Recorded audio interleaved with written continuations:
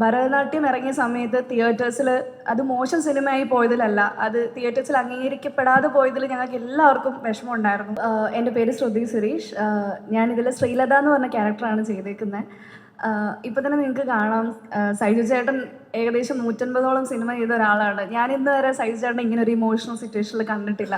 അപ്പോൾ അത് അത്രത്തോളം സന്തോഷവും ഭയങ്കര പ്രൗഡായിട്ടുള്ളൊരു മൊമെൻറ്റിലാണ് ഞങ്ങൾ എല്ലാവരും ഇരിക്കുന്നത്. ഒരു സിനിമയുടെ സക്സസ്സിനൊക്കെ അപ്പുറം ഒരു ഫാമിലി ആയിട്ട് എന്തോ ഒരു കാര്യം ചെയ്തിട്ട് അതിൻ്റെ ഒരു സന്തോഷത്തിൻ്റെ ഒരു മൊമെൻറ്റിലാണ് ഞങ്ങൾ എല്ലാവരും ഇരിക്കുന്നത്.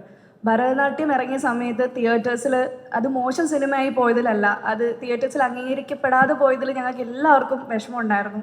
ഇന്നലെ ആണെങ്കിൽ പോലും രാവിലെ ഞങ്ങൾ ഒരുമിച്ച് ആ സിനിമ തിയേറ്റേഴ്സിൽ കണ്ടിട്ട് ഇറങ്ങിയപ്പോഴും ഞങ്ങളുടെ ഉള്ളിൻ്റെ ഉള്ളിലൊരു ഡൗട്ട് ഉണ്ടായിരുന്നു, ഇത് എല്ലാവർക്കും ഇഷ്ടപ്പെടുമോ, എല്ലാവരും തിയേറ്റേഴ്സിൽ കാണുമോ എന്നുള്ളത്. പക്ഷേ വൈകിട്ട് ഞങ്ങൾ എല്ലാവരും തിയേറ്റർ വിസിറ്റ്സിന് പോയ സമയത്ത് ലൈവായിട്ട് ആ ഒരു അപ്ലോസും ചിരിയും എല്ലാം കണ്ടിട്ട് ഞങ്ങൾ എല്ലാവരും ഭയങ്കര എന്താ പറയുക, എല്ലാവരും ഒരു ഇമോഷണൽ മൊമെൻറ്റിൽ തന്നെയായിരുന്നു.